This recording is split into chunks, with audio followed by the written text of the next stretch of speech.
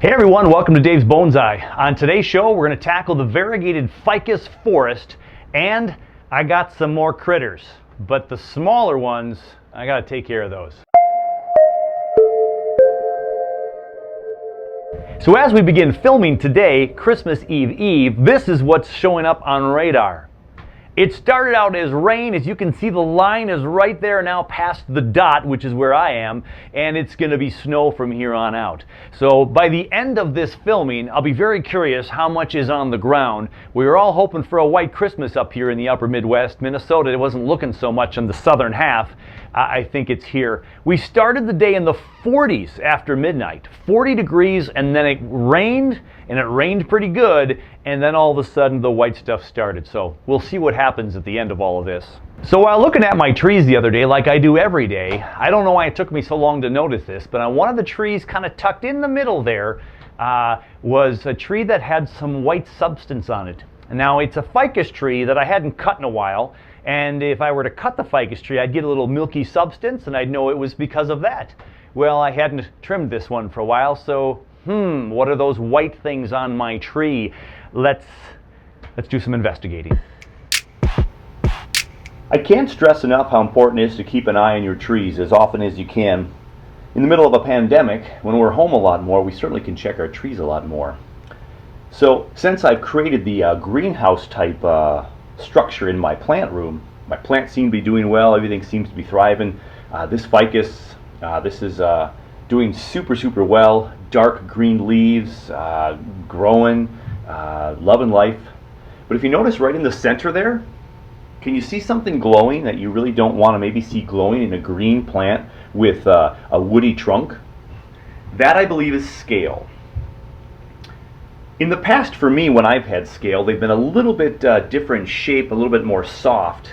But this looks like the hard, clumpy scale chunk that you'll see on some images when you search the internet. But if this is one guy or several guys, this is getting prepared to lay possibly eggs and reproduce. Either way, with my limited knowledge of scale, I do know how to get rid of them for the most part. And so I'll show you that today. We've got some tips for you to get rid of scale. And first thing I'm going to do is I can see my scale, so I'm going to scrape them off. So I'm going to go ahead and bring in my knife right in here. Try not to destroy the tree at all. And there. Fell right off. But where did it go? It went into my soil. I've cradled the top of the bonsai pot with some paper towels. Now the problem with the paper towel is that it's white, and these scales are white. But they will not fall into my pot, they will fall out and around, and hopefully I can catch them under my hand. But I wanted to show you a couple more here, if we can get these in zoom for you. So here's another couple back here. And take my knife.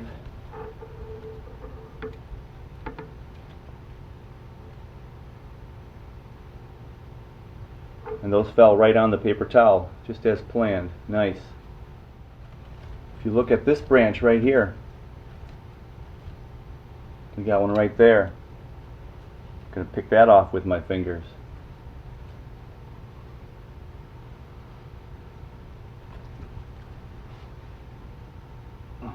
There's one down below here. There it is. So I'm going to spin this around and see what I can see.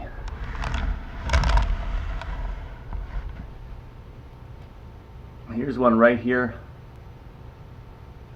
underneath this leaf. Now one way to get rid of these is I could get rid of that leaf.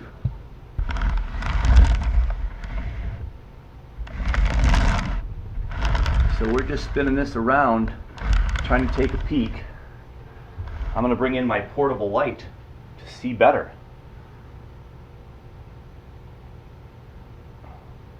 I see the remnants of them, but I don't see any new ones. So that's step one. I'm getting rid of all the things that I can visually see that look like the scale.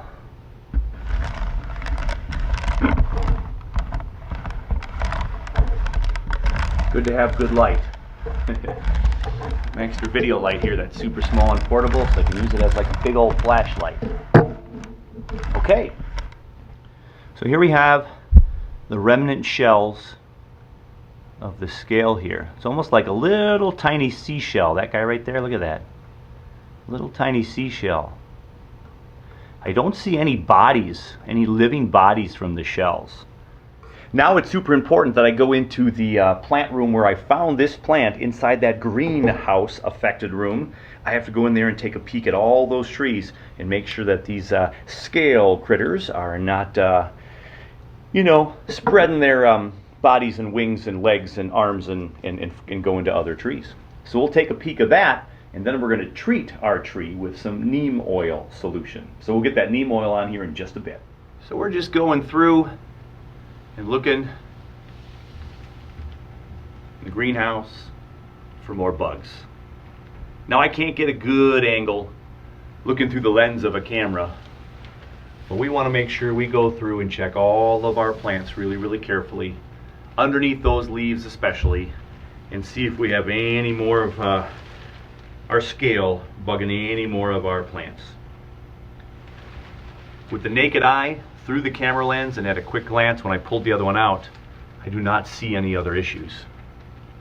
We'll take a closer look now and then get to spraying that other tree.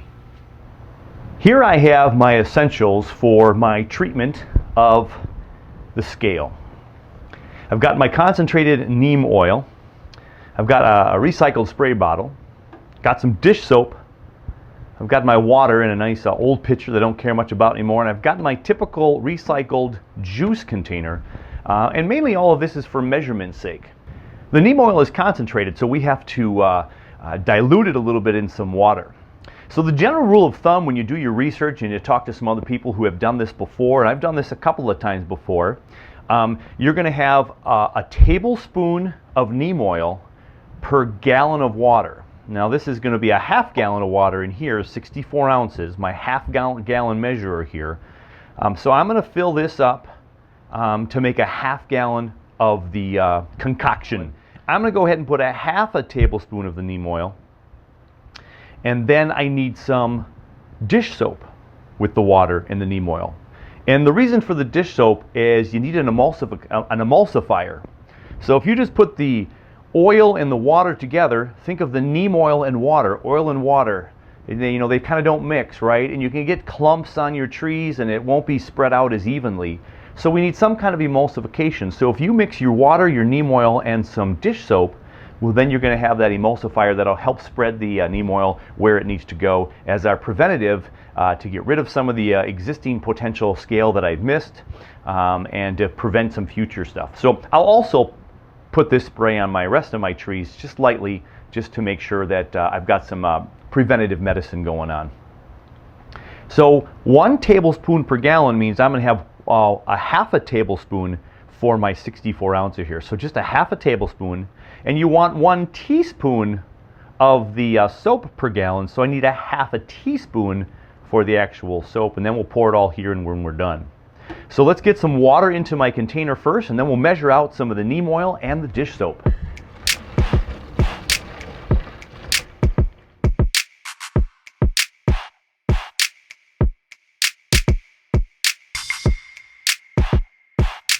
"64 ounces, this is a half a gallon. So I only need a half a tablespoon of this guy. I took one of my old spoons that I'm not going to use for cereal or anything anymore, and it's actually bent from, I think the kids bent this a while back just to be silly, right?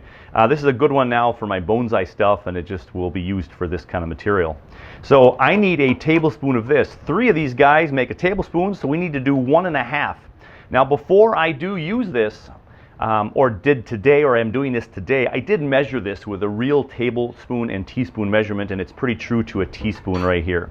So we're going to go ahead and we're going to put 1 1/2 of these, because 3 of these would be a tablespoon, so I need 1 1/2.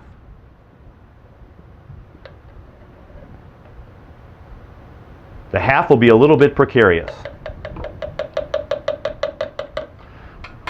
The neem oil is in. And then I need just a half of this, because usually it's 1 teaspoon per gallon, So I'm going to go about there. I think that's about a half. And we're going to put that in there.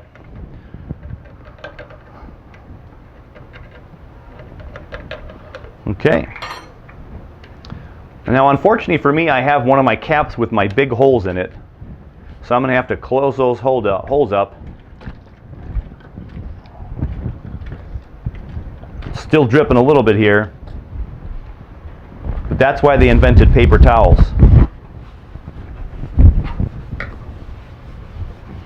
There we have our concoction. So it is time to put it into the sprayer, and we're going to take care of our tree today.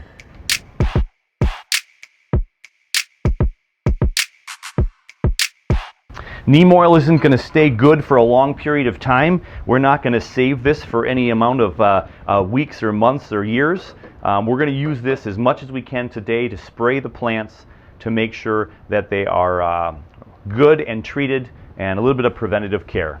So I've got the sprayer filled. We're going to go ahead and take care of the tree where we found the scale. Right now I've moved into the shower. So this is the downstairs shower that's no longer used as often. And I'm going to spray my trees within this shower so I can then rinse with the shower head and clean up any of the remnants of what we're working with today. If I had a warmer garage right now, I could go into the garage and spray the trees, but the garage is right at about the freezing point inside my garage, maybe 35. I don't want these trees to be exposed to that. And though they can certainly handle some low temperatures once in a while, I don't want to spray this stuff on at 35 degrees. So I'm going to do that in my downstairs basement shower that I can rinse out and have control over. Now, because it is an insecticide, you might want to put on a mask. And seeing as we have a lot of masks laying around due to the COVID, might be a good idea to put on a mask. Now, not incredibly harmful is the neem oil. It could be some slight irritants if it gets into some open sores, or if it were to get into your eyes, or you happen to get some in your mouth. Certainly could be a little bit of an irritant to most people. The research I've done has shown that it's not really a carcinogen. It's not something that's going to create cancer in us. Small children might be a little bit more susceptible to some of the irritation. So, take precautions. Be very, very careful. So I'm going to wear a mask. I'm going to grab my plant. I'm going to grab the sprayer, and we're going to spray this tree. I will step out of the shower now, and I will go ahead and give my tree a good spraying.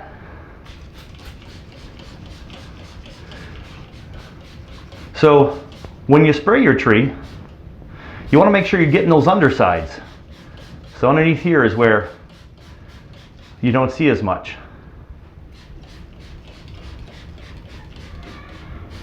And there we go. We have sprayed the first tree with the neem oil. And any bugs that are still on there, any small bugs that I'm not seeing, which I should see them because usually they're big enough to see with the naked eye, or any remnants of the scale is going to be kind of suffocated, if you will, with the neem oil treatment. And we're going to go ahead and keep this a little separate from my other plants for a while and just make sure they don't have any reoccurrence on this plant, and let it spread to other plants. But to be safe, I'm going to go grab some of my other trees and I'm going to give them just a light dousing of the neem oil spray for a preventative medicine.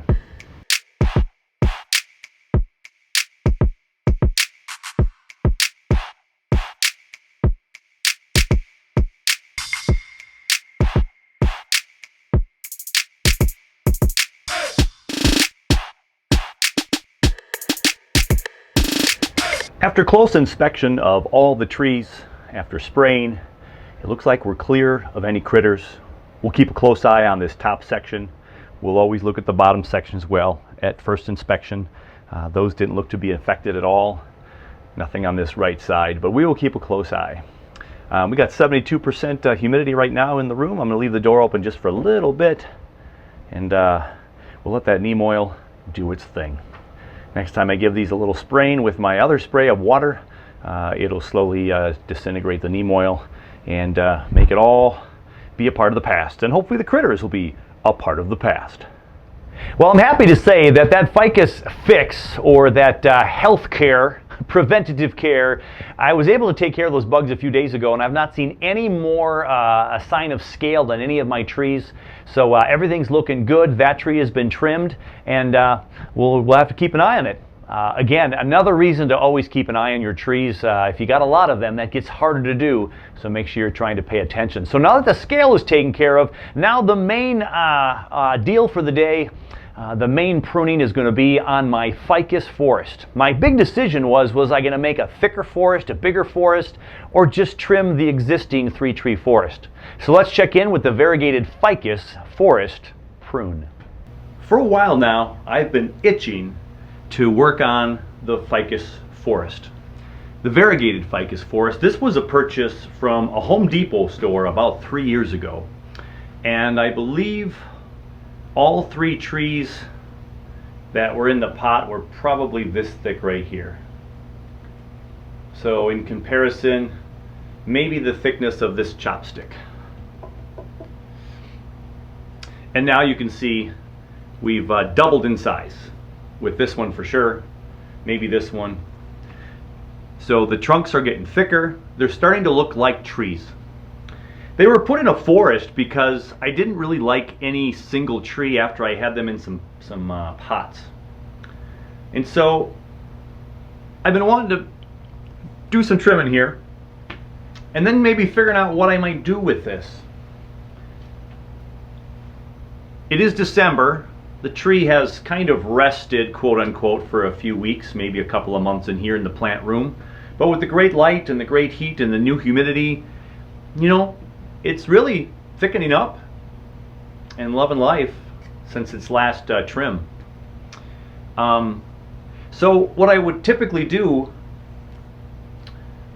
though again, many folks would say to wait and trim this, I kind of live vicariously through Nigel Saunders, my YouTube pal, who will let things grow all summer, and then in his plant room throughout the winter season he starts to trim his many tropicals because they're in his plant room, and his plant room is now getting a lot of sun, a lot of warmth, a lot of humidity, and so the growing commences. It's not like it's completely shutting down. I'm not opposed to my trees resting for a while, and they did that for about, again, 8+ weeks here down here. They've rested. I've put a little bit of Miracle-Gro fertilizer on these trees in the plant room. Plus, I continue to water with my fish tank water, so it's getting that water only. So all my trees do pretty well. My debate today is to just chop these down and let them be ready to take off in the spring and summer. Or do I add some trees to them? So I have some cuttings from this forest. There's a couple right there. I do have one on top of the fish tank that's I put into those small pots a few episodes back, and the log episode as well. So the log episode, we repotted these guys into this log because my other tree was getting big and the roots were dangling out of here, so I put a couple of these variegated ficus in here. Which means a very recent repot, which means those roots have not really gotten established. But again, they're small cuttings. If I put them carefully into this pot with these trees, maybe it'll be okay. And these two here have been in this pot for probably close to a year. They were taken from the fish tank from earlier cuttings and put into here. So the reason why I'm considering putting those in there is to have a little bit more substantiated forest. Instead of just 3 trees, maybe I get 5 trees in here. I almost could get 7 if I get those. Yeah, 1, 2, 3, 4, 5, 6. I could have 8 in here. We want an odd number typically. So I could go 5 or 7 with the little tiny trees. Now they're little tiny, so they would definitely have to be in the back. So that was the front. I have this as the main tree. And now if I could get maybe a tree over here that's small, if I get a tree back here that's small, and a tree back here that's small, 1, 2, 3, 4, 5, 6, and then I don't know where I maybe clump 2 back here, 1, 2, 3, 4, 5, 6, 7, just kind of spread them out. So the question is do I just make space for them in this pot and leave these alone, or do I repot the whole structure? And I probably should repot the whole structure because, one, I should take a peek at the roots and see what's going on with the roots. And then if I have to move any of these main trees, I can move them then a little bit, so I can have a couple of the big trees with some little ones over here and a big tree with a couple little ones over here, and see if that works.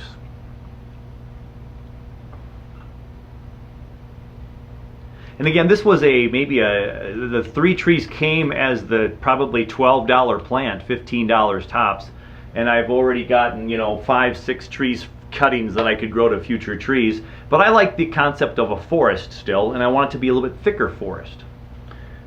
I think this pot is still big enough to make a little bit larger forest, because I'm going to cut these all back somehow in today's video, and so it makes a little bit more room.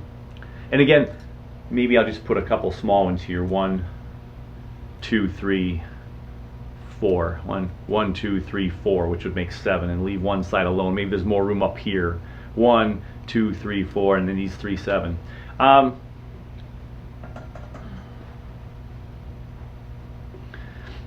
You'll see the tree was planted on this side. You're right, because look, there's no branches on the left-hand side. So it was planted in the thought of a forest on this side, because all the foliage is over here. And that's going to stay that way unless I give it more light, and more branching could go there.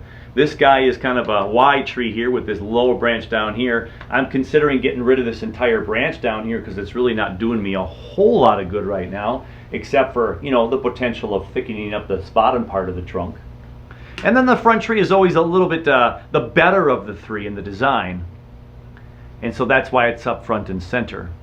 And as you can see in that front tree, we got this branch trying to do something down here. This one here is much thicker than the lower branch, so that's kind of what it should be, opposite of that. So I might be able to trim this guy down to balance out and get more growth here, and then I kind of have a boom, boom, boom, you know, kind of every other pattern, if you will, in this tropical tree. So I could cut this guy down here for sure on this side, leave this one pretty much alone, and then chop this tree down here. I don't know if you can see on this tree right here, but this right here could be a new leader right here. I could get some interesting movement here, and we could chop it right down here and see what happens. So I'm considering that as a major chop as well. There is also the branch on the other side, right over here.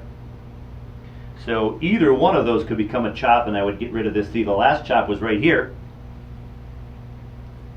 Right there is the last chop, and this branch back here, kind of hidden by everything. I'm wondering if I chop the trees as they are right now, and then I consider the forest afterwards. I think that's what I'm going to do today. I'm just going to chop this forest as is, because it is, well, there's a couple things to think about here. If I do a major chop and root pruned, it would be better if it was in the early summer, late spring, early summer, where I'd have all the next couple of months of warm weather to get this thing to get healthy again. But because I'm in my plant room, I probably shouldn't go in and attack this thing so aggressively. Now my ficuses have all done pretty well in the plant room and grown really well, lots of root structure, so I'm not worried about it not doing well. But that general thought that if we chop the heck out of the top and we go ahead and really attack those roots, will I really do damage to this tree? And it'll sit here in the green room, my plant room, and just kind of slowly chug along all winter. Which it kind of will anyway, because it's not the sun, it's artificial lights. But decent warmth, gets up to 78 degrees on average here about 6-7 times a day. Up and down a little bit, and then down to 65 at night. Sometimes it's pushed 80 in here. I think I'll do that. I think I'll trim. What I noticed about this tree here, which has the least amount of, or has all this second branching over here, all this growth over here is shooting up over this way, so it's filling up this back super nice. I'll show you it from the back. Look at all this growth back here. This growth, that's all pretty new. So it's done really well. And what's been nice about this ficus is this has only been clip and grow. So directional pruning. And so there's movement, not a ton. You can see some old scars if you look real closely. That'll be gone after a couple more years, so I've got that nice bend. So this was a branch before. So it's healing pretty nice. It does have some directional movement to it slightly in there. And this tree, which is one of the worst trees in here because it has no growth on this side, if this becomes the front someday of a tree, you know, I got this one growing towards the camera right now, towards you, but this is a branch and this is a branch, you know, and they're kind of close to each other. The big cutting, as I mentioned earlier, was right there, But now there's two pieces of growth here and here, which could be branches to give this tree a little bit more depth. And then this guy, could I open it up and wire it a little bit more this way? But then the top's really clunky and messy on that tree. It splits up here. Let's look at that one right now. You see the chops right there. And they got a nice branch here that divides, and this all divides nice, but the chop is still a bit of an eyesore. Got a new branch trying to go right there. I just scraped off. So it's growing well. I might just do some chopping up there. And again, thinking of the future of this tree, bonsai, in so many instances, we try to do really quick bonsai, and we shouldn't. We have to take our time. And I've just been slowly clipping and growing this thing. I'm just ready for a little bit bigger chop this year and see if I can get some new branching down lower. I think it's that time. This one right over here has that really nice root flare going out there. It's a little big and obnoxious. And it is coming right towards the viewer right now, so I might have to do some work on that. I noticed it actually has reverse taper. I've not seen too many roots with reverse taper, but it's skinnier here and it's thicker here, which means there's probably a lot of division down here and something's thickening up. I might have to cut that root off if I can afford to someday.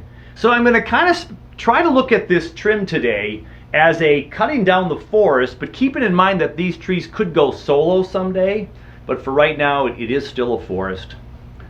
I think I'll start with the front tree because it's the front thing and the main thing we see. So let me make my decisions on that tree. So this is technically the first primary branch. This is thinner than this one. I love the movement on this though. It swoops up and then it starts to curve up and over here. So I love the movement of that branch, but there's nothing here to support except for back here. And then it divides up here and goes up here in the top, but I like the movement there, so I might keep some of that movement, but I could chop it right down to this branch right here. Just chop it right here and see what happens in the future. But I do have a nice Y split right here. Maybe I chop to there first. Alright. Yeah, the tree just does not, we don't know which is the main tree anymore. It's almost like that is going to take over as the leader if I'm not careful. And in the back, there's a big chop right there, which this kind of hides, and these branches are hiding a little bit.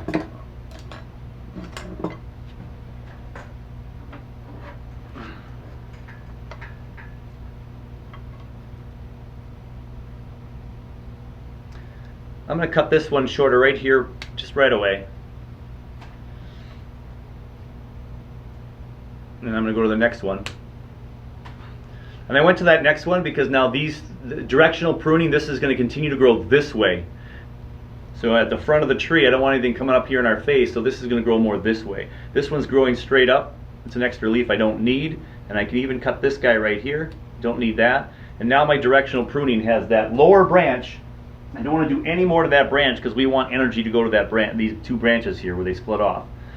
They're on top of each other, bottom top here. It'd be nice if they were more offset, but we'll see where they go. I could even trim down to here someday, and this could become the branch, which has a nice little curve to it already by going down here. So that's the first little cleanup on that side.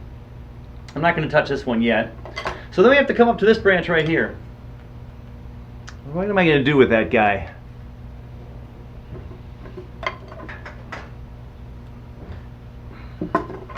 So I have a branch right here that splits off up here, then it's growing this way already, right down here, super close. I mean, that's tight ramification right there. Not that I'm thinking ramification too much right now, but I'm already going to cut that tree branch right down to there. And that's a good cutting size. These trees root very well. This could become a cutting if I so choose.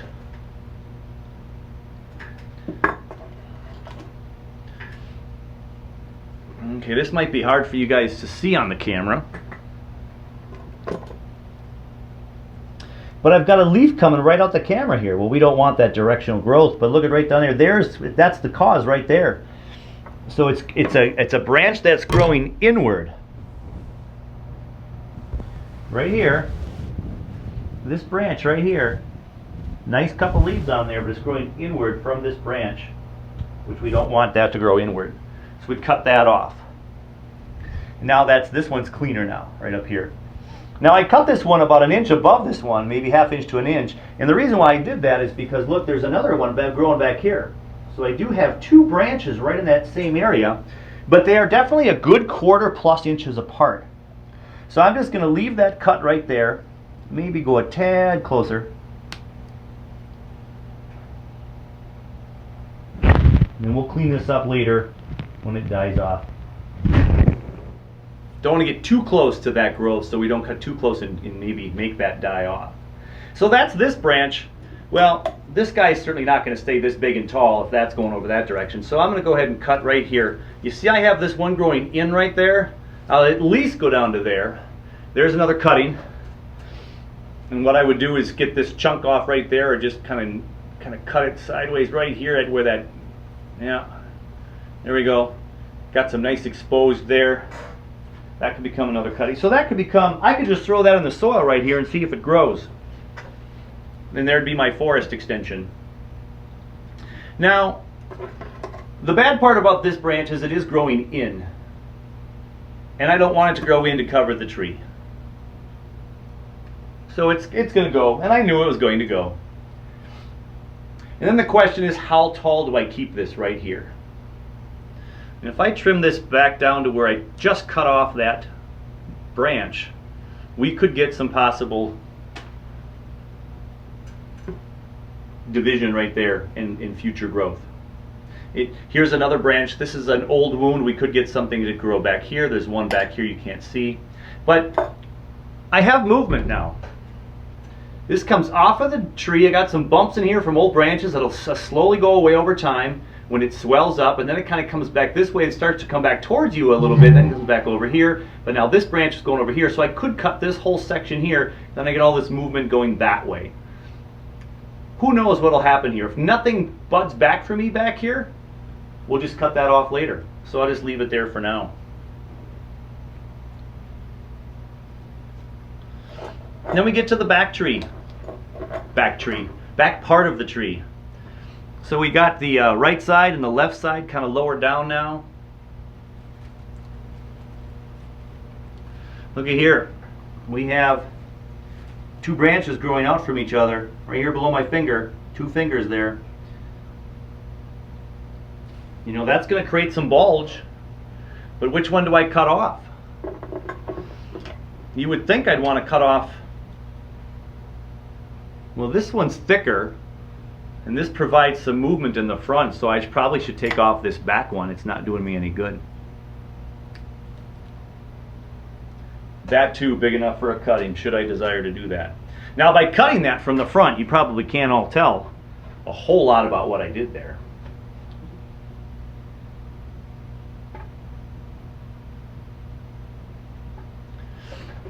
And we have all this growth growing right at the camera here. Shows you how nicely this is back budding. I got this one right here. It's growing right from this chop right there. That could become a new leader someday, or this curve right here is the new leader. So what I'm going to go ahead and do is I'm going to take that next level chop and I'm going to get rid of this back branch. Just like that. And there's a real thick one. Look at all that for a possible cutting.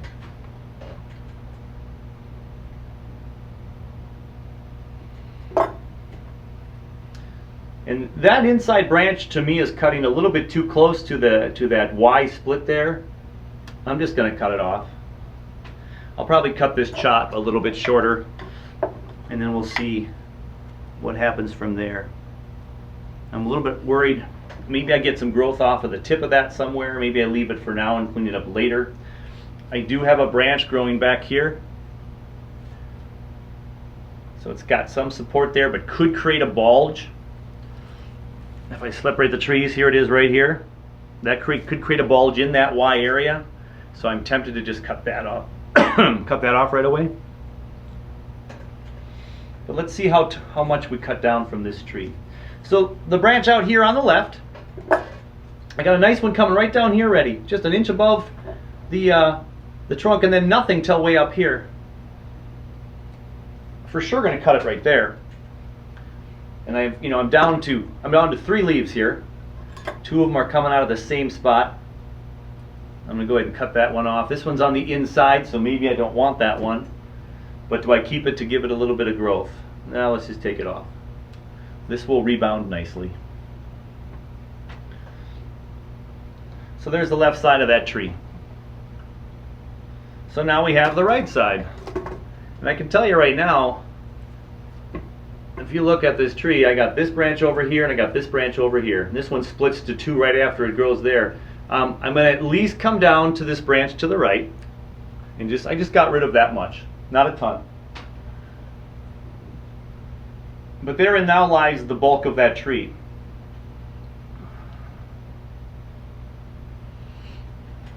The problem with this, guys, is growing right at us. I can directionally prune and hope it grows more that way by cutting some leaves off. If I were to cut this leaf off and this leaf off right there, we lose some of the growing at us. And if this would ever move this way, or if I try to do the clip and grow that direction, get rid of a couple more of these over here.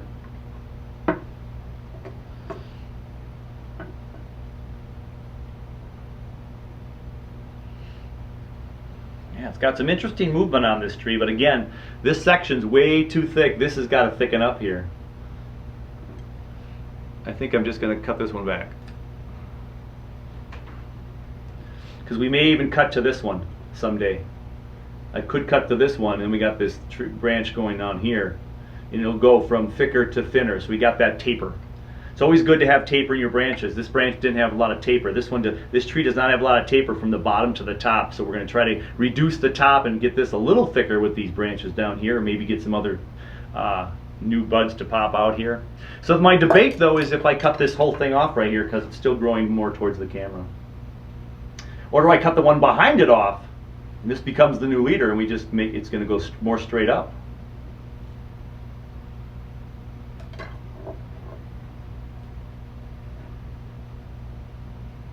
And then always, when you're looking at your tree, if that's the front right now in the pot, so what? What if it becomes this is the front? What if that's the front? We move this over here. I don't know. This guy's still in our way. So if I get rid of this guy, what does it look like? It's going to look like a chopped tree, that's for darn sure. It's too bad these guys right here weren't reversed. If I had this growing this way and this one down here growing that way, I would cut down and leave one of them that was growing this way. But this is the main center tree, so I'm still going to cut this one off right here.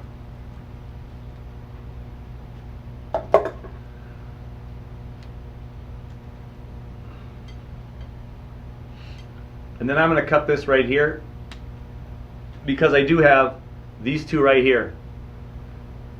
One of them is developing into a branch. You'll notice a lot with this style of ficus that I have, and this particular variegated one, and I've mentioned this in other recordings, is that you'll get a lot of branching, but then right by the branching you'll get another leaf, or that first leaf that came out. So this one's big now, but this one's turning more into a solid branch, and this one still looks like it's got that leaf, just the leaf only connecting to that internode. So again, if I want to do some mild directional pruning here, this branch now is my leader that's coming up here, and it's got a split here and here. So if I cut the one going to your left, now this becomes the leader. Snip off the very tip.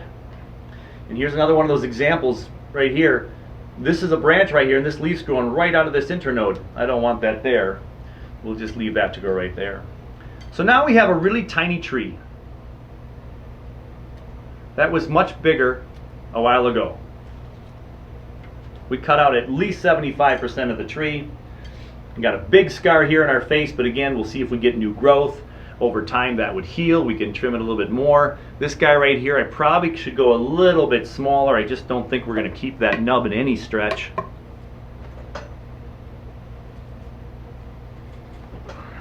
Now the challenge is getting in there without damaging the other tree. There we go. And that's a big enough cut that I'm going to go ahead and probably get out some of my cut paste and put a little bit of that on there. I could put a little bit on here too, but this big one back here I definitely will. So that's what we're left with in the front. Not being afraid to chop these guys down. I could even go down a little bit further on this one to this guy right here. Make it even smaller. But I've got now a little bit thicker trunk here than I do up here for sure, and it's kind of smaller here, so it does have a little bit of taper up this main line. We're trying to get this one to slow down a little bit so we can get this guy bigger. So we don't want any extra leaves and foliage on there. So again, we're going to go ahead and chop off. I'll chop off the tip of that one.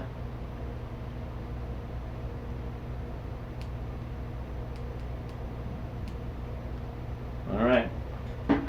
That scissors is no longer working. Here we go.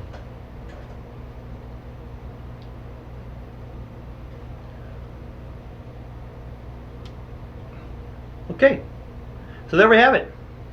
The front tree is done. Now it totally exposes the back trees. I was able to tackle the other two trees and do my clipping and growing style pruning. Got these two smaller just to kind of match. This one's a little bit shorter, this one's kind of equal to that one. But individually they can kind of work by themselves. They work in the forest. And my next debate was whether I put some small trees in here. Just dig up a couple holes and add some trees. I'm not going to mess with that today. I'm going to repot this in the spring, and then I'll add my trees and let the whole thing just shoot out all summer long. We'll wait for the warm weather. After it sits in here for 4 or 5 months, doing really nice, then we'll repot it and get ready to introduce it back outside. So I'll decide that in the spring. But right now we're going to leave this as a 3-forest variegated ficus. And I think we're going to be good at that.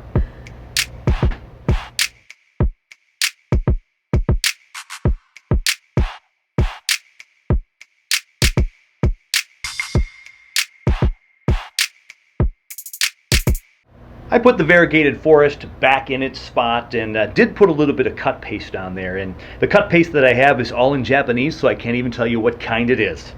And it's back in its home, and we'll just take real good care of it over the next 5 months here in the plant room. The variegated ficus forest has been pruned. Decided no go on adding any trees. Probably a wise decision. We're going to let it heal over there in the green room area. Greenhouse, green room. You know what I'm talking about by now. And we're going to let it go. And then we're going to add some of those other trees later on in the spring with maybe a repot. Or we repot that this summer, and we'll see. We'll make some decisions later on. Right now it's going to sit there nice and lovely. Incidentally, we also are going to have more trees next year than I had this year. Well, because of those cuttings. Now that I've got the tree back in place, the forest, I do have all these cuttings that I kept. So I'm going to put a little bit of root hormone powder on the bottom of these branches after I scrape them a little bit. And we're going to put this into some recycled bonsai soil and have a whole bunch of potential trees that'll root this winter slowly but surely in the green room, and they'll go crazy next summer, hopefully out in the sun. So again, just scraping a little bit of the bark away. And I put the root homing powder in a little Tupperware so I don't contaminate the whole root hormone powder with anything that might be on these trees. I'm going to go ahead and stick that down into the soil. I scraped this one earlier. We'll get some hormone powder on there so it's good and white. Get that one down. This one's been scraped. Hormone powder, one of my bigger ones, we'll put that in the middle.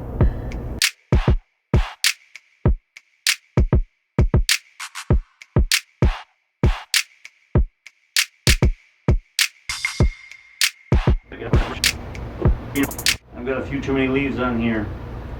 So again, we're going to go in and cut off some of the leaves. We don't want too much transpiration. We don't want that moisture. Taking away all the power from these roots that are going to be trying to form on this new tree. Okay. Put that last one in there.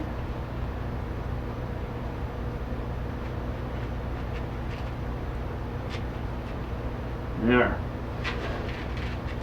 Put a little bit of more soil in there to make sure they're cradled in there good. Again, this is just leftover bonsai soil, kind of a smaller size. That will give this a really nice watering. And there we have a potential forest for down the road. Some cuttings, some cut paste on the original prunes for those bigger chops. Everything's going to be in good shape, hopefully, down the road. So that pretty much does it for this episode. I thank you so much for joining. Click like if you liked. Give me a comment. Send me some information. Send me pics. And let's go check that snow as we depart today. The snow a couple hours in with this video as we look for that white Christmas. 71% chance. Christmas Eve, I think we're going to have a white Christmas. Happy holidays, everybody, and we'll catch you on the next show. Hey, everyone. Welcome to Dave's Bonsai. In the sense that I have a branch that splits into two shoots in here, so I'm probably going to cut this thing off right about here this fall. I've taken my knob cutter and I've gotten rid of some of that. So I just put them on the bottom, growing upwards into the bag. We fill it up with trees, and then we water as we need to. We try and get rid of those air pockets.